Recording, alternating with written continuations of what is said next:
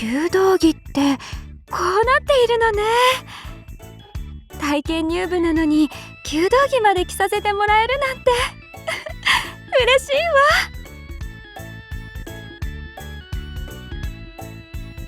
はい。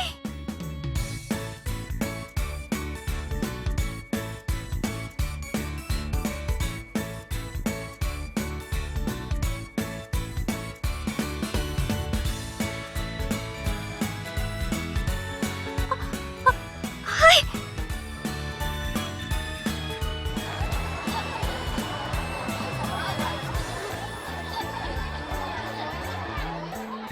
あ、えーっと1年 D 組の日の森しずくです。弓道部に興味を持ったきっかけは、経験者の方から姿勢を良くするのに向いていると聞いて、どこまで話すべきかしら。アイドル活動であまり出られないって言ったら水を差しそうだし、入部を決めてから行った方がいいのかしら。今日はよろしくお願いします。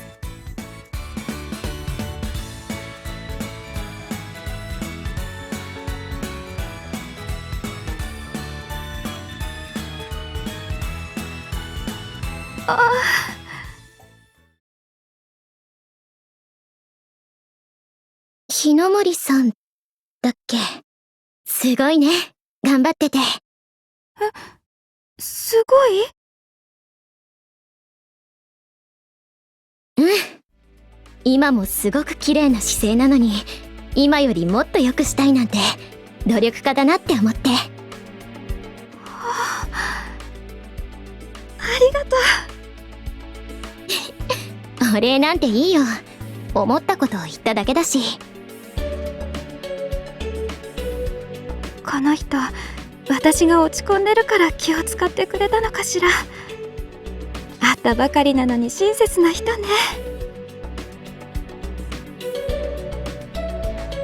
はい。次はこの人の番なのね。どうして弓道部に興味を持ったのかしら。はじめまして。1年 A 組の朝比奈真冬です。中等部からの持ち上がりになります。私が弓道部に興味を持ったきっかけは、入学式の後に部長からチラシをもらったからです。チラシ配ってる姿がすごく生き生きしていて、きっと楽しい部活なんだろうなって思ったんです。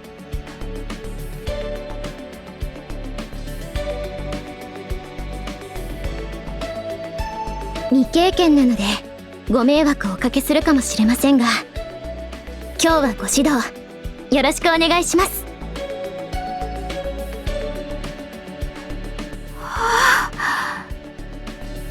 気遣いができるだけじゃなくて、しっかりしてて空気も良くすることができるなんて素敵な子ね。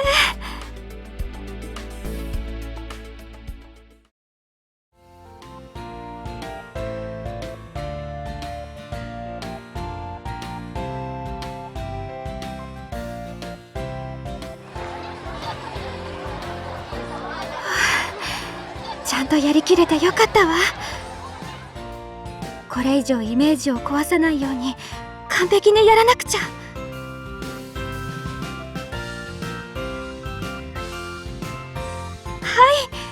い、ダンスのレッスンの時は毎回やっています。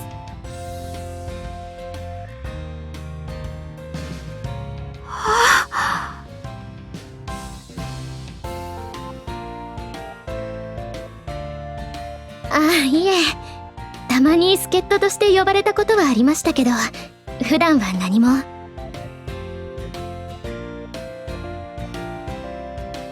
普段鍛えているわけでもないのに、ここまでできるなんてすごいわね。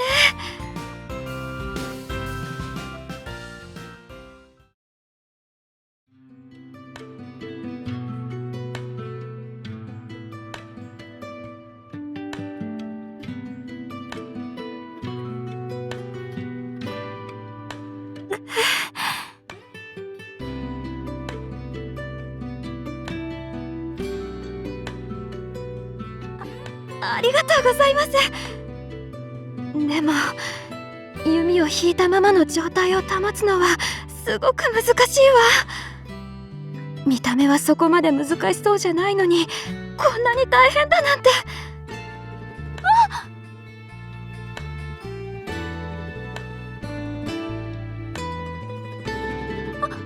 はい、すみません、手が離れてしまって。せっかくあと少しだったのに失敗しちゃったわ。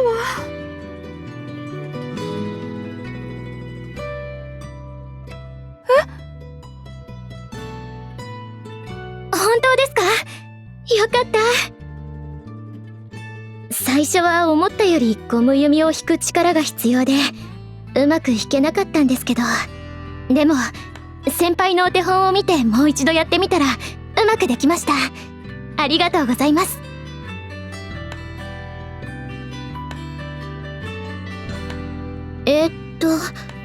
先輩から聞いた感じだとこうやって全身を使って。すごいわ。少しやっただけでできてしまって。その上周りの子たちにも優しく教えられるなんて。ああいう子完璧って言うんでしょうね。私もあんな風にできたら。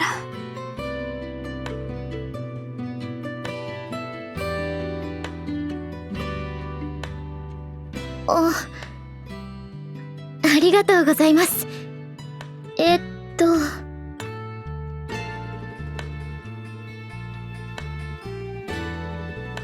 私も実際にやってみたらすごく楽しかったですし、もっとできるようになりたいなと思ったので弓道部に入部しようと思います。朝比奈さんは入部するのね。私はどうしましょう。実際やってみてできるようになったら楽しそうって思ったけれど、想像より難しかったし、お仕事もまだきちんとできないのに始めたら迷惑になるかもしれないわね。朝比奈さんみたいにしっかりしていたら違うんでしょうけど。日の森さんは入部しないの？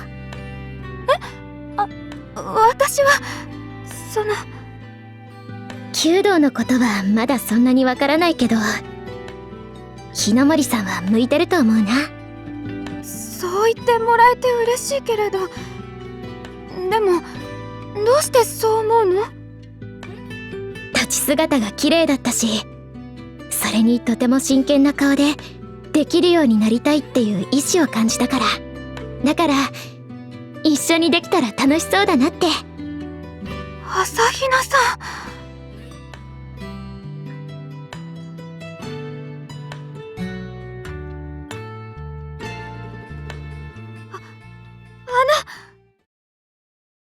私も入部させてください。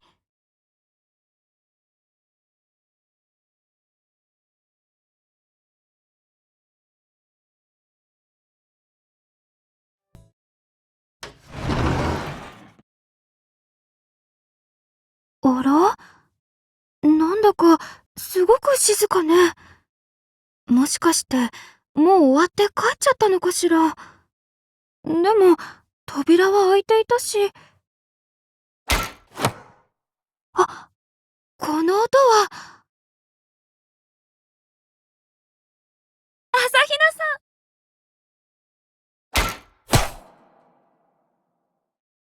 ん。朝比奈さん。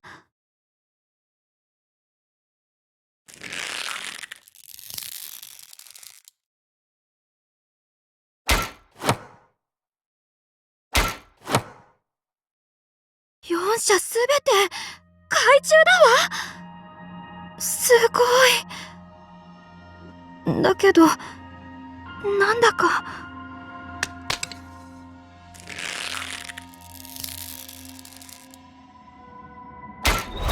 怖いくらい。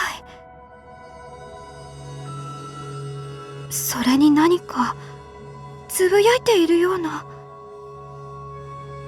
けなきゃ。早くけないと。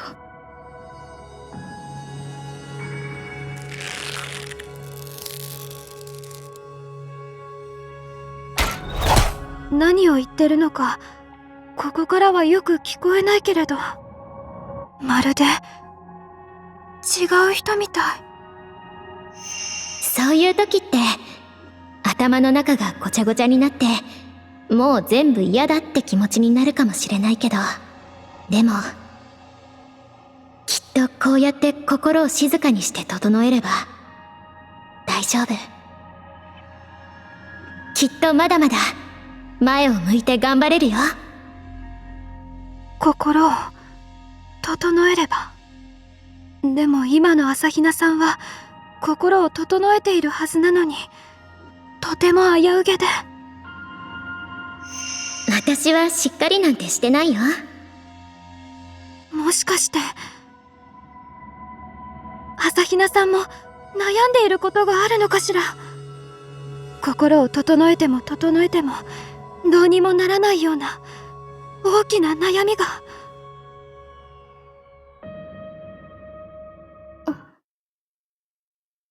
誰かいるの？その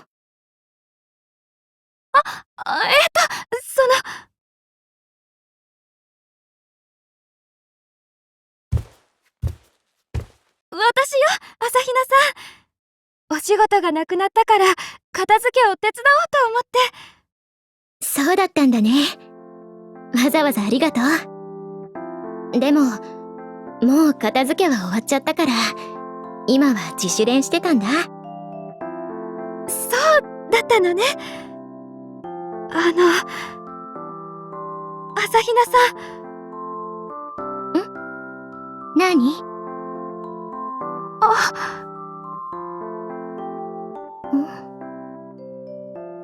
お仕事で何かあった？それとも体調が悪いとか？そういうわけじゃないのよ。いつもの朝比奈さんだわ。やっぱり見間違いだったのかしら。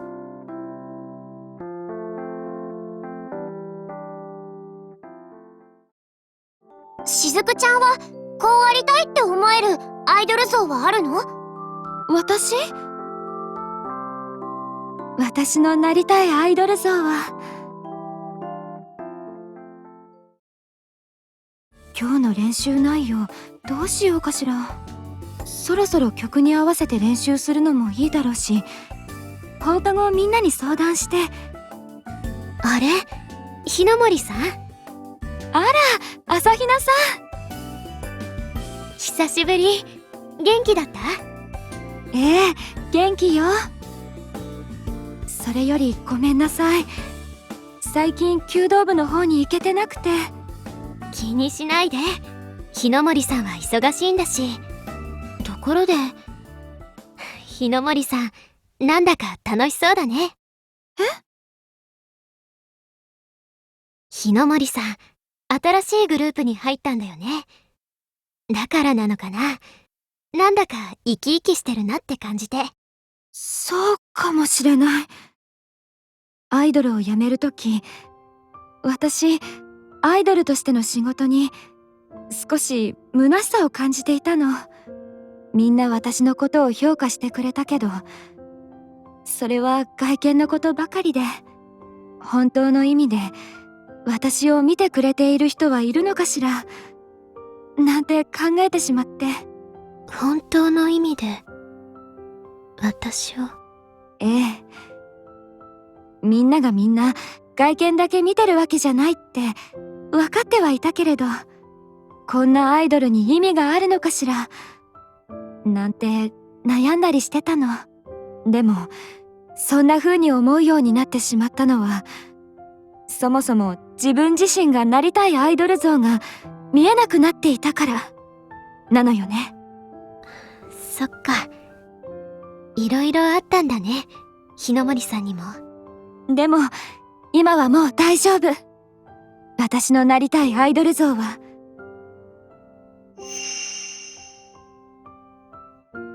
もう見失わないわ。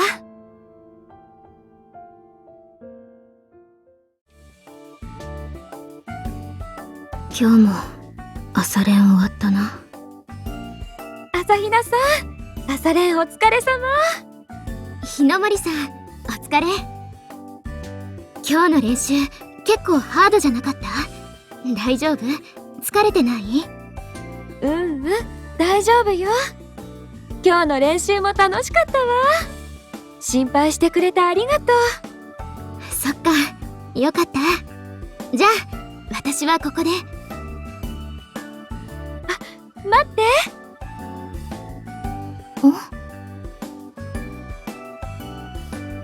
朝比奈さん、クラスは違うけれど、よかったら一緒に途中まで行かない？ダメかしら。せっかくだから少しお話ししたいと思ったんだけど。そんなことないよ。誘ってもらえて嬉しいな。それじゃあ一緒に行こっか。ありがとう、朝比奈さん。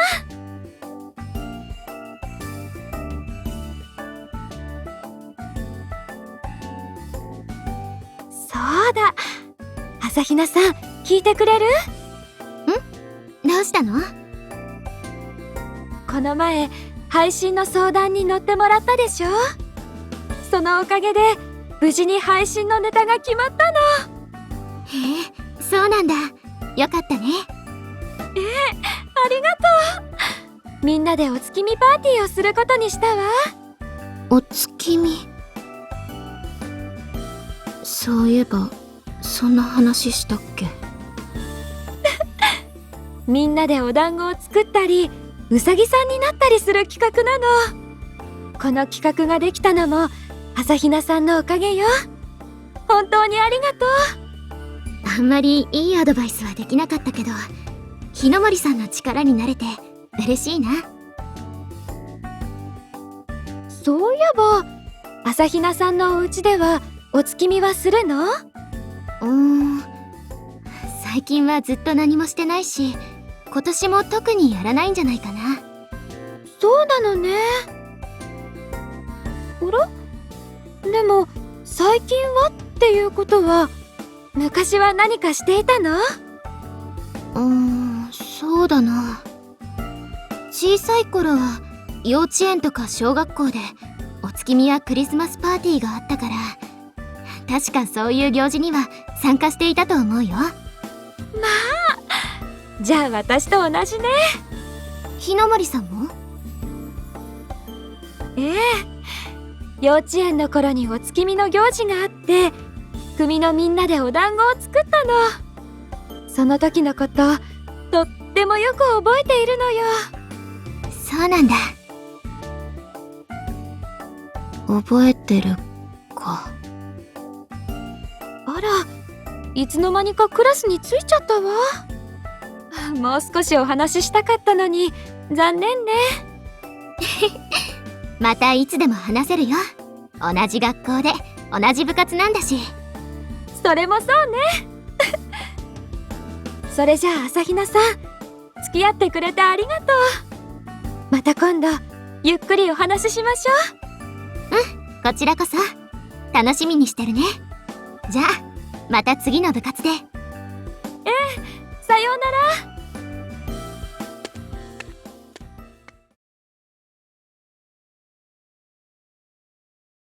お月見か。きっと当日は勉強してるかナイトコードで作業してるんだろうな。別に私には関係ないか。私もクラスに行かなきゃ。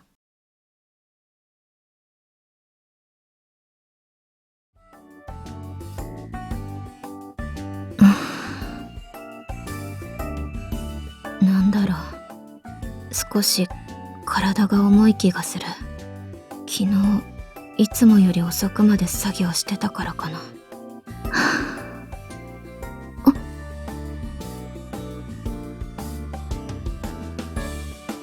朝比奈さん、おはよう。おはよう、日の森さん。今日も桃井さんたちと朝練？う。そそっちはお休みなの。だから久しぶりに弓道部の朝練に顔を出そうと思って。そうなんだね。じゃあ一緒に行こうか。でも朝比奈さん大丈夫？どうして？さっきなんとなくだけど疲れてるように見えたから。昨日夜更かししちゃってちょっと頭がぼんやりしてるからそう見えたのかも。朝比奈さんが夜更かし？私だって夜更かしぐらいするよ。それに昨日は宿題も多かったしやることもたくさんあったから。でもちょっと眠いかなっていうくらいだし体を動かせばきっと目も覚めるから気にしないで。それならいいんだけど。日の森さん？ごめんなさい。なんとなく同じグループの子と重なっちゃって。その子もすごく頑張り屋さんなの。いつ休んでるのかしらって思ってしまうくらいいつでもどこでもアイドルとして完璧で。すごい子なんだね。そうなの。つい心配になっちゃうくらい。本当になんとなくなんだけどその子と朝比奈さんが重なっちゃったの。だからっていうのはおかしいけど知らないうちに頑張りすぎちゃってるんじゃないかなって。でもその子は無理してるっていうんじゃなくてアイドル活動が好きだからそうなっちゃってたっていう感じなんだけど。ありがとう日の森さん、心配してくれて。私は自分が頑張りすぎてるとは感じてないけどそう見えるっていうことだよね。私の考えすぎならいいんだけど。そうだわ。朝比奈さんはリラックスできる時間ってある？リラックスできる時間？例えば好きなものに囲まれたり趣味に時間を使ったりそういう時間よ。あとはほっと肩の力を抜ける時間とか素の自分でいられる場所とか。素の自分でいられる時間。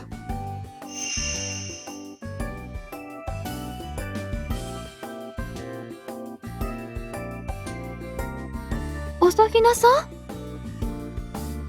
心配してくれてありがとう。でも大丈夫だよ。話を聞いてくれる友達も多いし信頼できる先生たちもいるしね。それに日の森さんっていう部活でも頼りになる友達もいるから。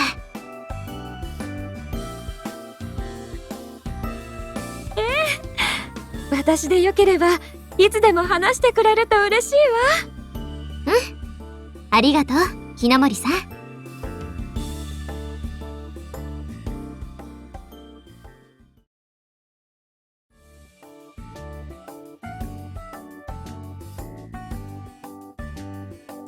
おはよう。前髪センター分けにしたんだ。雰囲気大人っぽくなっていい感じだね。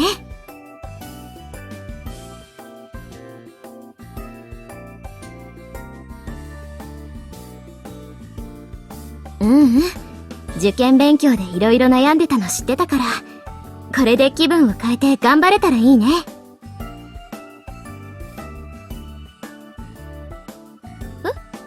いいの？じゃあお言葉に甘えちゃおうかな。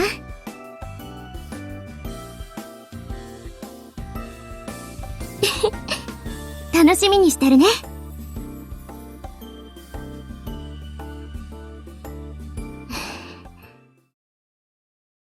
なんだろう。私が話してたのに、他の誰かが喋ってるみたい。それに、なんだか、ふわふわしてるような。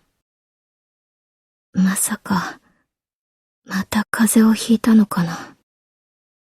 でも、熱っぽい感じは全然。朝朝比奈さん？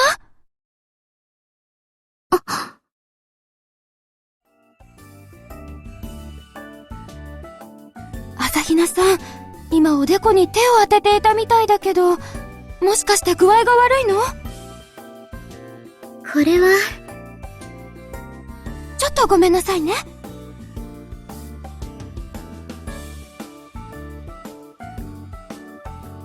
あ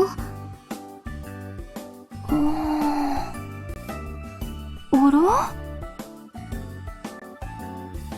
熱はなさそうね。やっぱり、そうなんだ。じゃあ、あのふわふわした感じも気のせいかな。ごめんね、日の森さん。さっきのは、前髪がちょっと邪魔だなって思って触ってただけなの。そうだったのね。ごめんなさい。私ったら勘違いしてしまって。気にしないで。心配してくれて嬉しかったよ。そう？それならいいんだけど。まるでお姉さんみたいで。で、日の森さんはお姉さんだもんね。妹さんの熱もあんな風に測ってあげてたの？そうね。しーちゃん、風邪なんてめったにひかないから、ほんの数回だけれど。そうなんだ。でも、気にかけて心配してくれる感じ、やっぱりお姉さんだね。一人っ子だから、お姉さんって憧れちゃうな。ありがとう。でも朝比奈さんだって、とっても素敵なお姉さんになれそうよ。私が？部活の後輩だけじゃなくて、委員会の後輩の子たちの面倒もよく見てあげているでしょ？みんな、朝比奈さんに話を聞いてもらったり、相談したりすると、すごく安心した表情になるのよね。それだけ朝比奈さんを信頼して、頼りにしているんだと思うわ。だったら嬉しいな。でも、そんなに頼りにされちゃうと、期待に応えられるかどうかドキドキしちゃうかも。ひなまりさんは、お姉さんって大変だなって思ったこととかないの？そうね。お姉さんだから大変って思ったことは、あんまりないわね。小さい頃は、お友達を作れるかしらって心配だったことはあるけれど、いい幼馴染と出会えたし、むしろ不甲斐ないって思うことの方が多かったかしら。ひなもりさんが？ええ。特にアイドルのお仕事を始めてからは、自分のことにいっぱいいっぱいになってしまったから、そばにいてあげたかった時にそばにいられなかったり、寂しい思いをさせてしまったり、私のアイドル活動のことで気を使わせてしまったり、むしろ私の方が自分を貫こうとするしーちゃんの姿に励まされることもあったの。そうだったんだね。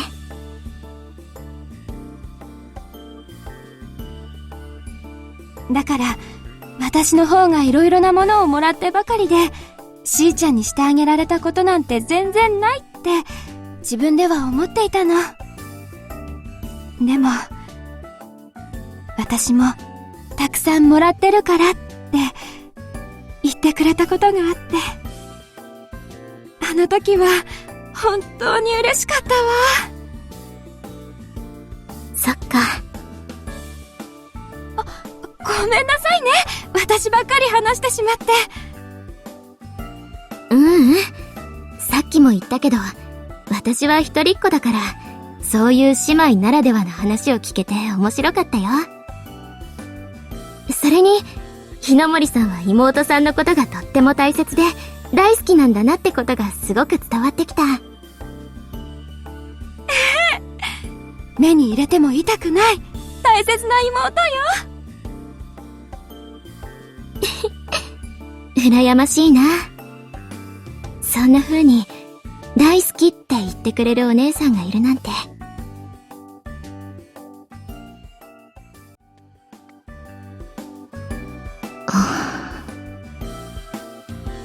会場案内か。仕事は道案内くらいみたいだし、そこまで面倒なこともなさそう。でもなんだろう、この感じ。なんだか胸が。どうしましょう。こっちだったと思うんだけど。この声って。あら、朝比奈さん？日の森さん？こんなところで会えるなんて驚いたわ。最近ばったり会うことが多いわね。でもここに来るまでにステージエリアのスケジュールを見てたんだけど、日の森さんたちのステージってもうすぐじゃ。そうなの。実は朝みんなとステージ裏で待ち合わせて、その時は無事につけたんだけど、忘れ物を取りに更衣室まで戻ったらステージ裏がわからなくなっちゃって。そうだったんだ。それじゃあ私が案内しようか。すごく助かるけれど、いいのかしら？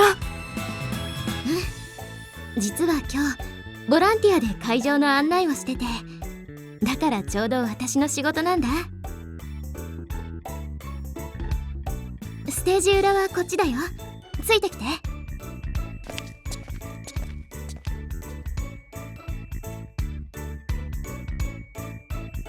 ここだよ、日の森さん。ありがとう朝比奈さん。すっごく助かったわ。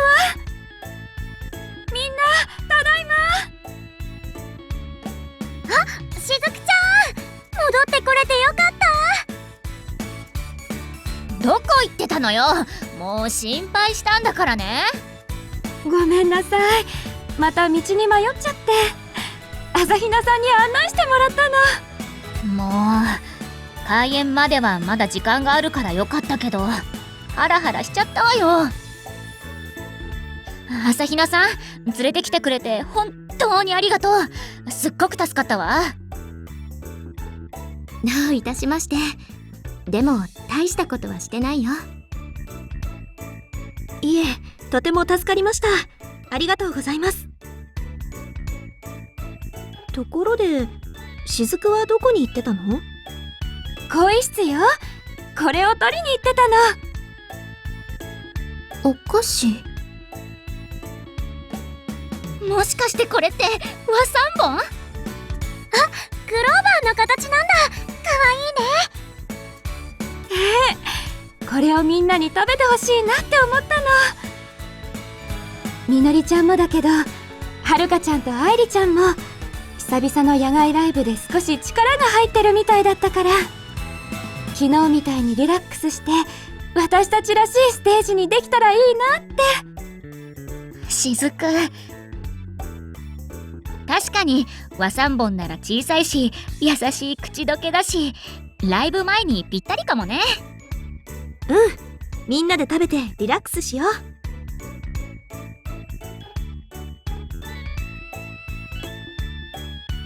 う。よっし、それじゃ気合い入れ直していくわよ。私たちにはオープニングアクトとしてこのステージを温めるっていう大事な役割もある。そのことを忘れずにやりきりたいね。今日も全力で頑張ります。ファンのみんなだけじゃなく、今日イベントに来てくれる全てのお客さんにも私たちらしく希望を届けましょ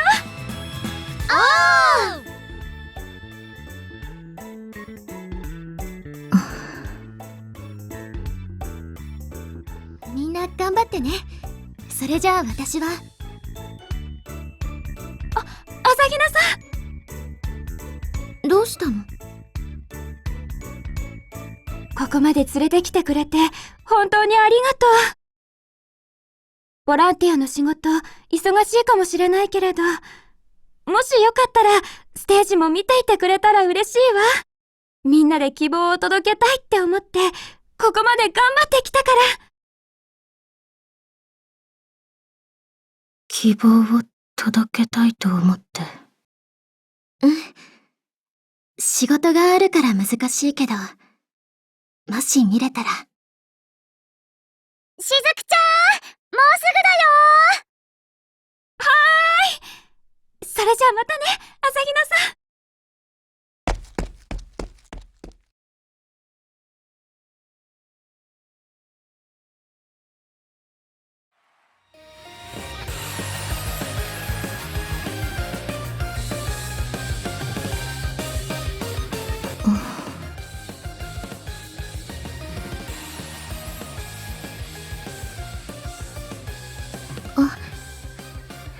はい、どなたも自由に客席エリアに入れますよ。どんどん人が増えてくる。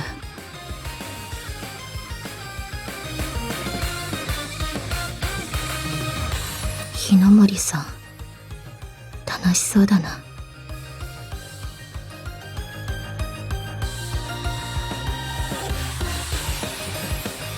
あ、今ネゴ。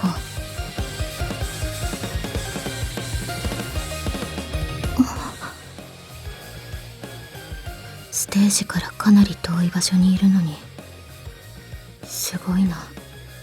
そこまで見てるんだ。みんなで希望を届けたいって思ってここまで頑張ってきたから。日の森さん、アイドルの活動すごく頑張ってるんだな。私はやってみたいの、音楽を。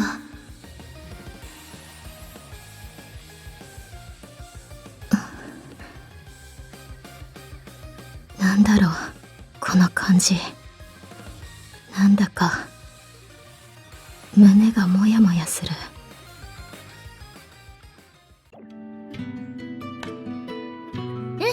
お疲れ様。これで全員帰ったかな。更衣室の方には誰もいなかったわ。そっか、それじゃあ道場を閉めても大丈夫そうだね。じゃあ鍵は私が職員室に持っていくわ。今日は私が当番だから。ありがとう。おう、でも私も一緒に行くよ。教室の方に少し用事があるから。本当？それじゃあ一緒に行きましょうか。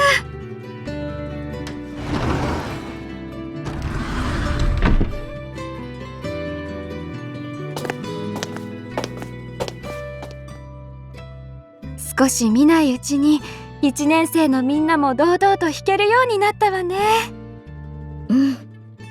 やっぱりこの前の新人大会が大きかったのかな。公式戦に出るとやっぱり意識が随分変わるみたい。そうね。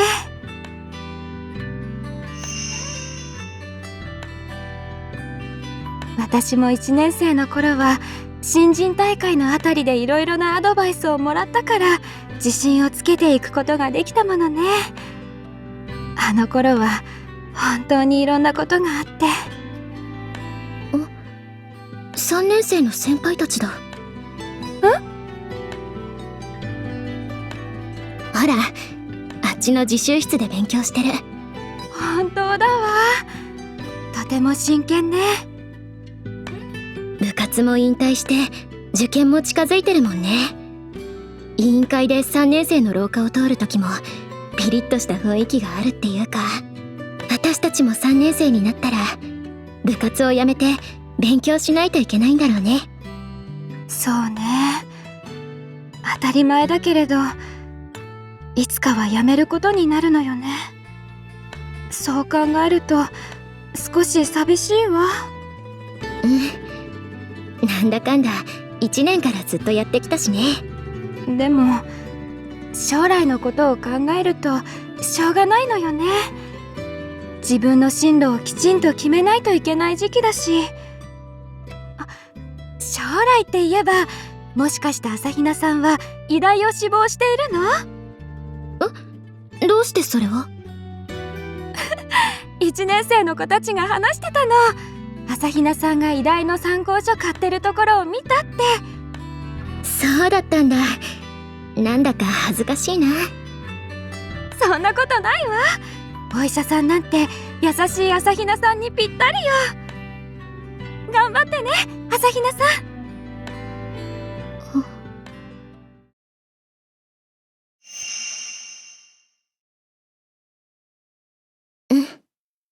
そうだね。頑張らないとね。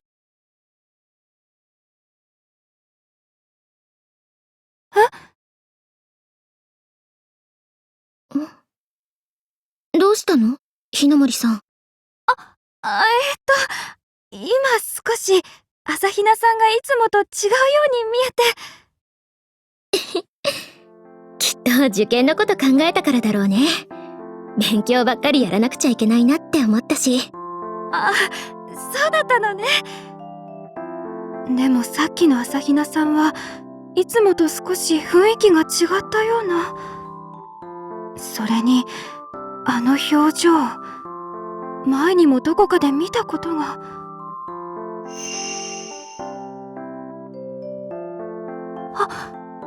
あの時の。そういえばひなもりさんは1年生の頃、姿勢を良くするために弓道を始めたって言ってたよね。そうね。入部体験の時そんな話をしたわね。もう十分姿勢がいいのにそう言ってたから、さすがプロのアイドルはストイックだなって思ったよ。そんな。あの頃はアイドルになりたてで必死だっただけよ。それより朝比奈さん、さっき。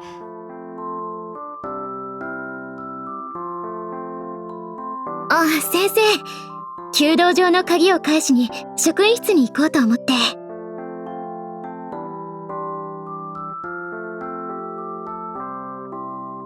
本当ですか？ありがとうございます。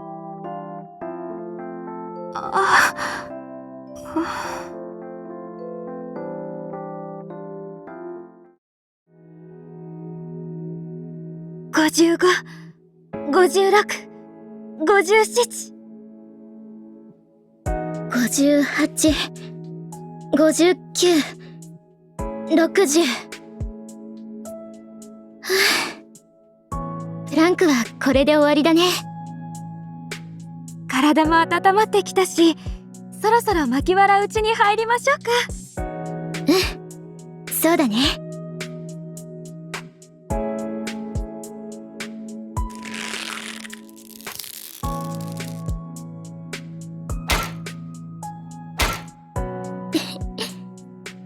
少し懐かしいね、この感じ。1年生の頃はよく2人で並んでやってたよね。そうね。引き分けの動きがなかなかできないから、朝比奈さんによく助けてもらったのよね。あの頃の日の森さんは本当に忙しそうだったから、写法を覚えるのも大変だったでしょ？本当にあの頃はお仕事ばっかりで。でもそんな私がこうやって弓道を続けられたのも朝比奈さんのおかげだわ。ありがとう。そんな風に言ってもらえて嬉しいな。でも私はそんなに大したことはしてないよ。そんなことないのよ。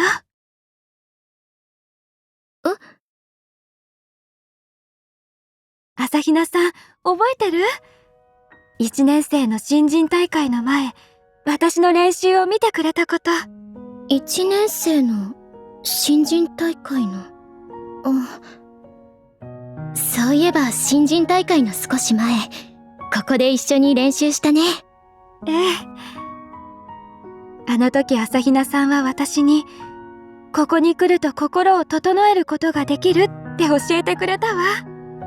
ただ弓を引くことに集中するといつの間にか心が静かになってるって、あの時朝比奈さんの言う通りに心を落ち着かせて矢を当てることができて、私とても救われた気持ちになったの。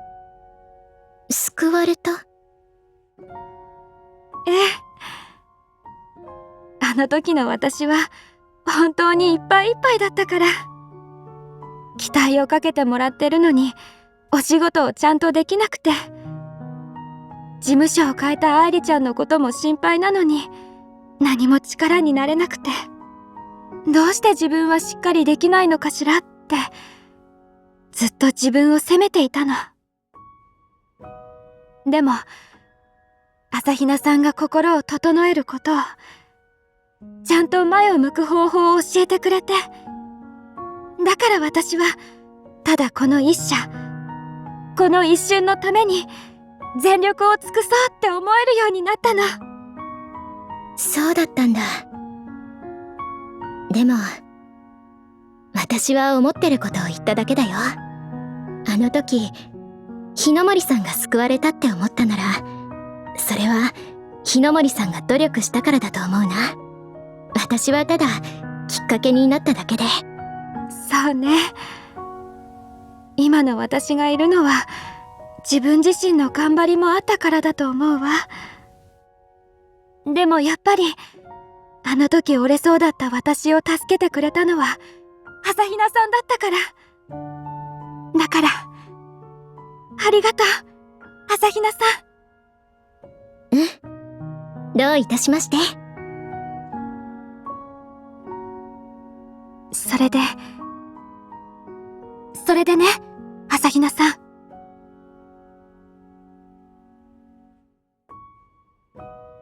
あの時朝比奈さんに助けてもらったように、私も朝比奈さんの力になれたらいいなって思うの。実は少し気になっていたの。この前話をした時、朝比奈さん落ち込んだような表情をしていたから。それでね、その時に思い出したの。新人大会の後に見た朝比奈さんのこと。雪の中一人でずっと練習していて、それがすごく危うげな雰囲気で、ちょっとだけ思ったの。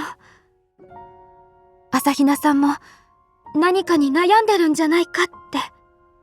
心を整えてもどうしようもないくらい辛いことがあるんじゃないかって。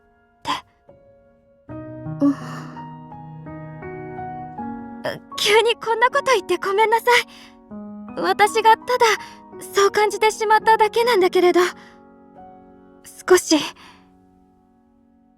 心配で。だからもし苦しいことがあるならいつでも言ってほしいの。あの日朝比奈さんが助けてくれたように、私も朝比奈さんの力になりたいから。日の森さん、力になりたい。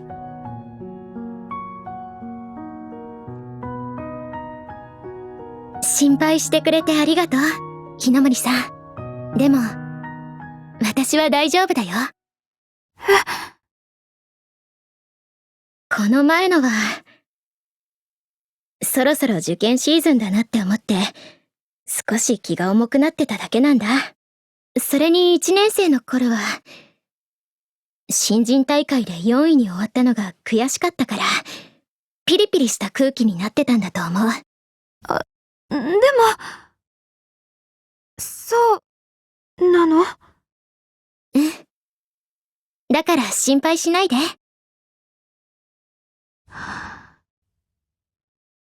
そう。ごめんなさい。私、勝手にあれこれ、心配しすぎちゃったみたいね。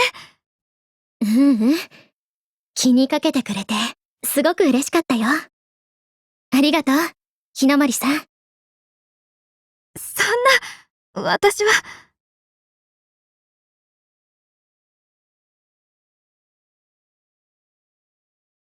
そうだ。巻きわら打ちまでやったんだし、二人で勝負をしない？二人でやる機会ってあんまりなかったし、どうかな？ええ、そうね。せっかくだし、やりましょうか。決まりだね。あ、その前に少し、お手洗いに行ってくる。わかったわ。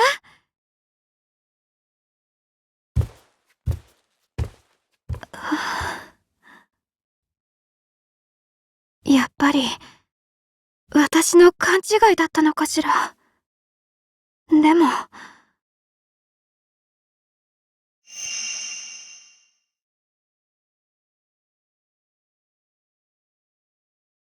私が見た、あの顔は。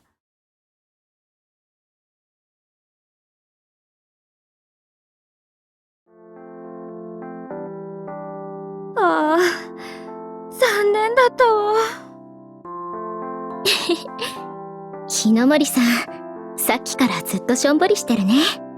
だって、まさか4射目を外しちゃうだなんて。じゃあ、またやろう。今回は引き分けになっちゃったけど、今度は私が勝つよ。私も負けないわ。それにしても、雪が降ってるせいか、いつもと違う場所みたいだね。そうね。誰もいないのもあって、なんだか夢の中みたいだわ。そういえば、子供の頃は雪が降るとよく雪うさぎを作ったのよ。雪うさぎ？しーちゃんがとっても喜んでくれるからいつも作っていたの。あ、この辺りなら積もっているからできそうね。ちょっと雪を丸くして目はここに落ちてる南天の実にして、耳は葉っぱにして、はい、うさぎさん。かわいいね。でも、晴れたら消えちゃうから、少し寂しいね。そうね。しーちゃんもよくそう言っていたわ。でも、寂しいことばかりじゃないと思うの。こうやって雪うさぎを作ったっていうことは、私たちの心の中にちゃんと残るもの。形として残らなくても忘れなければ、ずっとずっと大切なものとして胸の中に残ってくれると思うわ。忘れなければ。そうなのかな。わからないけれど、私はそう信じてるのよ。そっか。もしよかったら、今日のことも覚えておいてもらえたら嬉しいわ。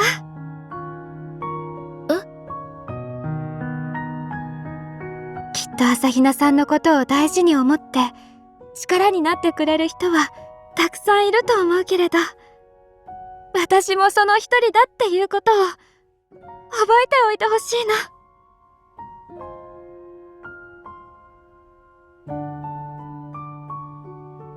ありがとう。あら？今、少し雰囲気が。じゃあ、そろそろ帰ろうか。暗くなってきたしね。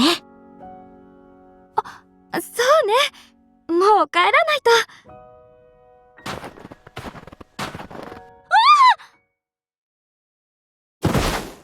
日の森さん、大丈夫？怪我はない？ごめんなさい。雪で滑ってしまって、びっくりしたわ。でも、怪我はないから。どうしたの？傘が曲がっちゃったわ。どうしましょ本当だ。これじゃさすがにさせないね。よければ、駅まで入っていく？私の傘に入れると思うから。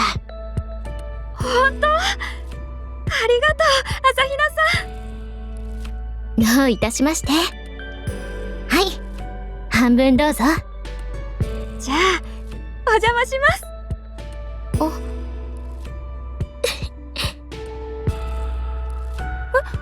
どうしたの、朝比奈さん。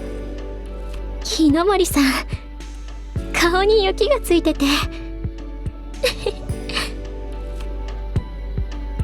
ほんと？ちょっと恥ずかしいわ。今ハンカチで拭くからちょっと待ってね。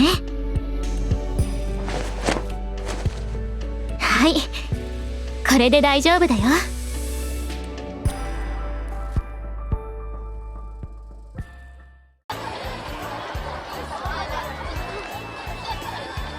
清水寺のコース、お寺も楽しみだけれど、周りにもいろいろな観光スポットがあるのね。そうだね。参道のお土産屋さんも興味あるし、五条坂や三年坂も結構有名だから見ておきたいな。私もよ。特に三年坂って学芸会の劇に出てこなかった？もしかして天狗さんが出てくるお話？それなら私も知ってるよ。でもあのお話って京都が舞台なの？天狗が出てくるからてっきりそうなんだと思ってたけど、違うのかしら？どうなんだろう。そういうことも調べてから行くと勉強になって楽しそうだね。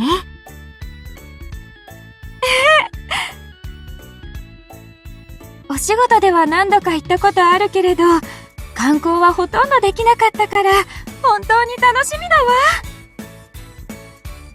事前にいろいろ調べておかないとね。美味しいご飯やスイーツが食べられるお店とか。スイーツか。名店や老舗がたくさんあるだろうし、その中から選ぶのは大変そうだね。そのあたりは抜かりなく調べておくから任せてちょうだい。って午後の自由時間も一緒に行動する前提で言っちゃったわね。私はもしよければ一緒に午後も散策がしたいけど。朝比奈さん、クラスの子と合流するの？それも考えたんだけど、時間がもったいないから1日目は別行動なんだ。だから日の森さんと桃井さんが良ければ午後も一緒に回らせてほしいな。まあ、とっても嬉しいわ。私も問題ないわよ。じゃあせっかくだし、このままどこに行きたいかとか話し合っちゃいましょうか。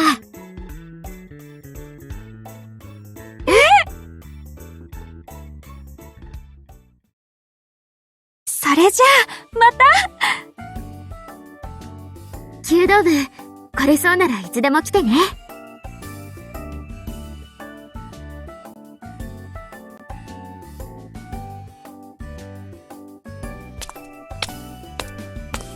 じゃあ私たちも教室戻りましょうか。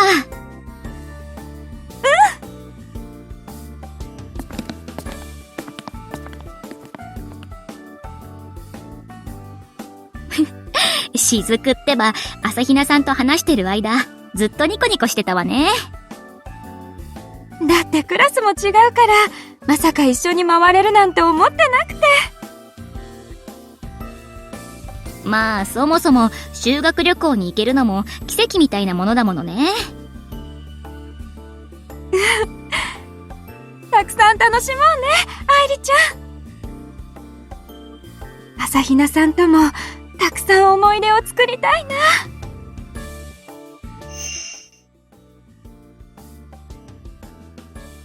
あの時みたいに朝比奈さんのことをもっと知れるかも。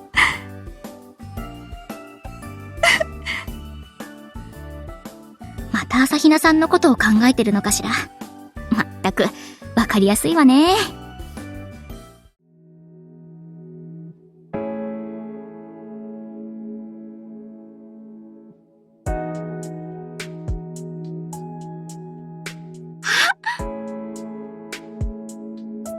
朝比奈さん。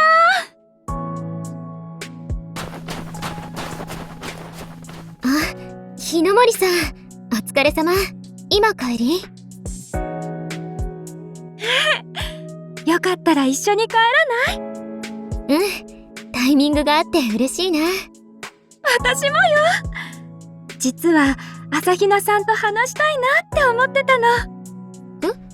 何か用事があったとか？用事ってほどのことでもないんだけど、バレンタインのプレゼントがどうだったか聞いてみたくって。そういうことか。みんな私が刺繍をしたのが意外だったみたいで、すごく驚いてたよ。それに日の森さんたちが一緒にデザインを考えてくれたおかげで喜んでもらえたと思う。本当？よかったわ。改めて刺繍を教えてくれてありがとう、日の森さん。おかげで素敵なプレゼントができたし、刺繍をする時間の楽しさも少し分かった気がするよ。朝比奈さん。そう言ってもらえて嬉しいわ。よかったらまた一緒にやりましょうね。楽しみだな。それでお礼になるかわからないけど、日の森さんにも刺繍入りのハンカチを作ったんだ。そうだったの？実は私もなのよ。ほんと？お揃いだね。嬉しいわね。そうだわ。せっかくだし、せーので交換しない？いいよ。じゃあ。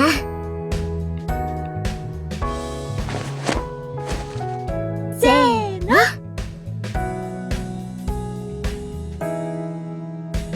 あれ？これって。まあ、朝比奈さんも雪うさぎの刺繍をしてくれたのね。まさか刺繍もお揃いだなんて思わなかったな。そうね。前にここで雪うさぎを作った時のことを思い出して、このデザインにしてみたんだけど、朝比奈さんも覚えていてくれたのね。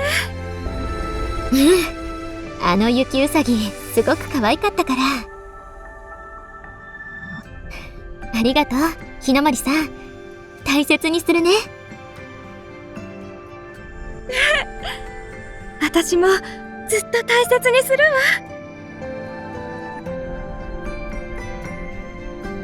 刺繍をしようって誘って本当によかったわ。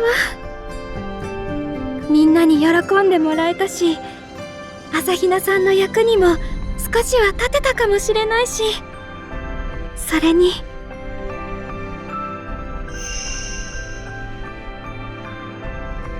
朝比奈さんにも刺繍の楽しさを分かってもらえて、なんだかちょっとだけ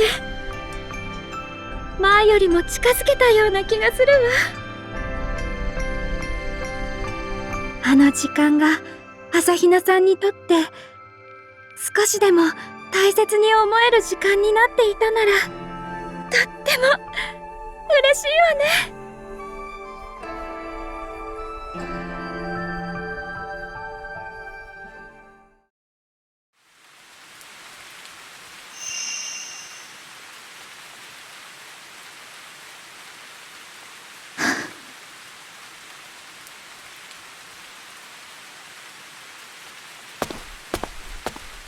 それなら、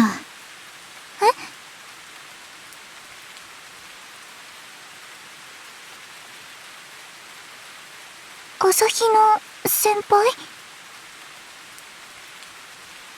それなら、諦めなくてもいいと思う。諦めなくてもいいって。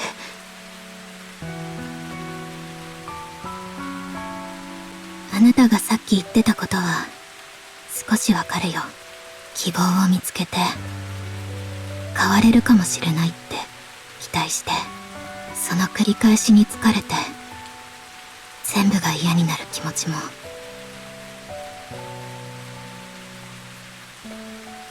私はあずさわさんみたいに、自分を変えられたわけじゃない。ただ、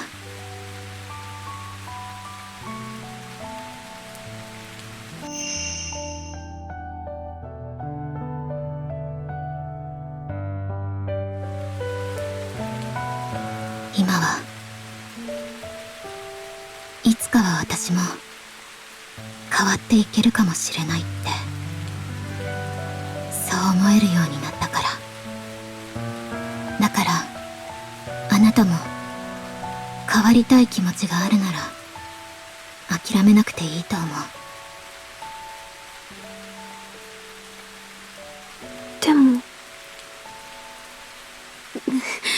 でも本当にいいんでしょうか？こんな私でも諦めないでいて。それは私が決めることじゃないよ。でもあなたがそう決めたのならそれでいいと思う。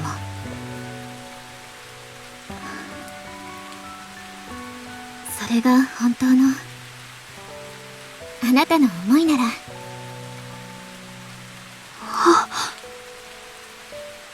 私たちも同じ気持ちです。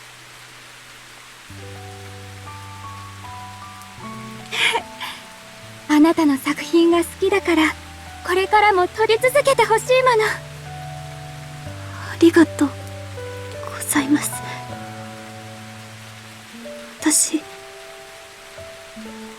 私はまだ自分のことは信じられないです。変わることからも憧れからも逃げないでいられるかわかりません。でもそれでも諦めたくないなって思いました。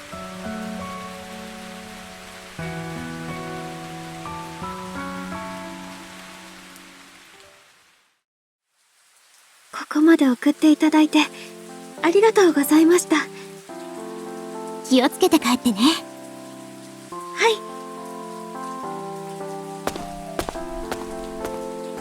少し元気になったみたいでよかったわ。安心しました。後でルカさんたちにも報告しないとですね。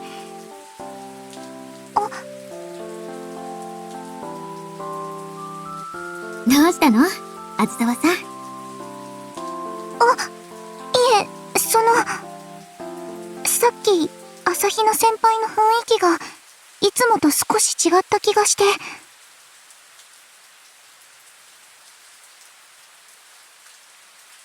そうかな。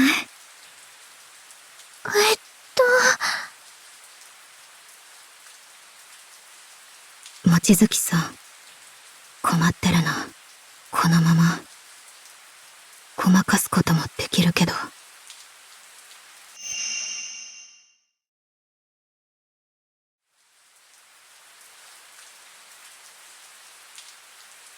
そうかもしれないね。私はいつもみんなの前では違う自分を見せてたから。朝比奈先輩。違う自分。じゃあさっきの朝比奈さんは。うまく言えないけど、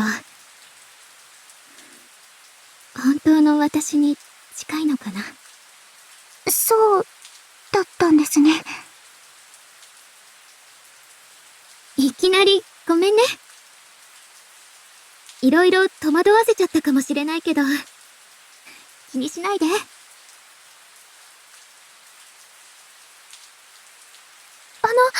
朝比奈先輩は。私にとっては、どっちも本当の朝比奈さんだわ。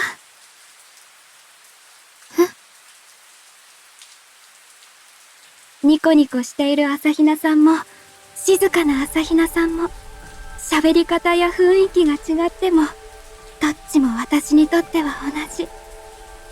優しくて、いつも人のために手を差し伸べてくれる朝比奈さんよ。だから、謝ったりしないで。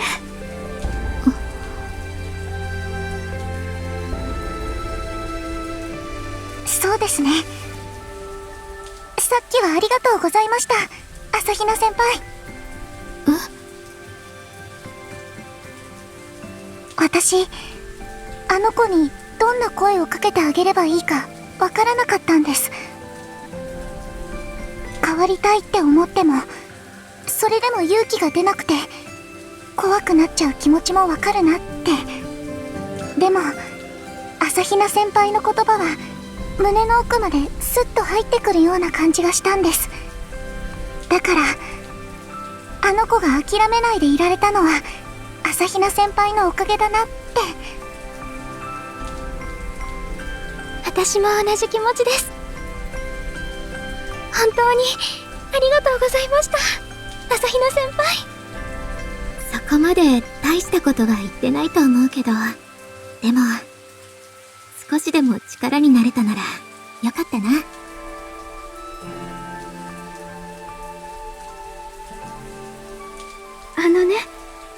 もしよければなんだけど、私たちの前では朝比奈さんが少しでも楽でいられるように、どちらの朝比奈さんでも好きな方で過ごしてもらえると嬉しいわ。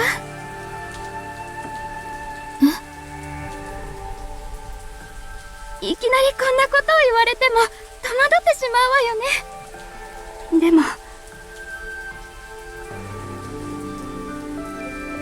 私は今まで朝比奈さんにたくさん助けてもらったわ。だから時々苦しそうな朝比奈さんを見るたびに、何か私にできることはないのかしらってずっと考えていたの。日の森さん、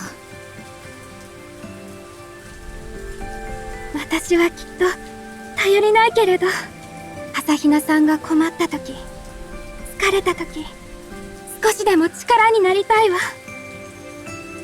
すごく勝手なお願いかもしれないけれど、そう思っていることだけは覚えていてほしいの。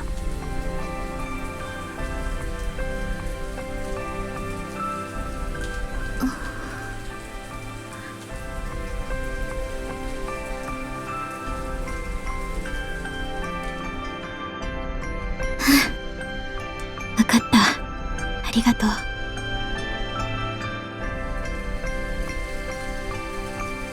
ちらこそありがとう、朝比奈さん。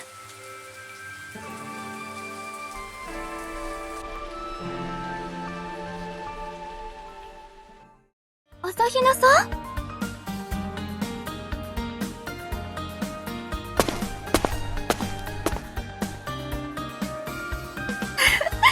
やっぱり朝比奈さんだったわ。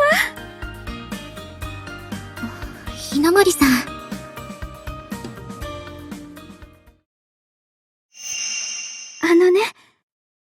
しよければなんだけど、私たちの前では朝比奈さんが少しでも楽でいられるように、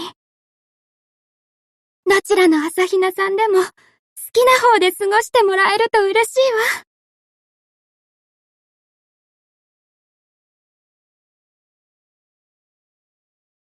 おはよう。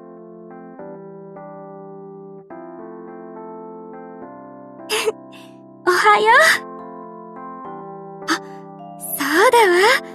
今今日は早起きしてお弁当を作ってきたの。もしよかったらお昼一緒にどうかしら。お昼。いいけど。よかったわ。いいお天気だし、屋上で食べるのも良さそうね。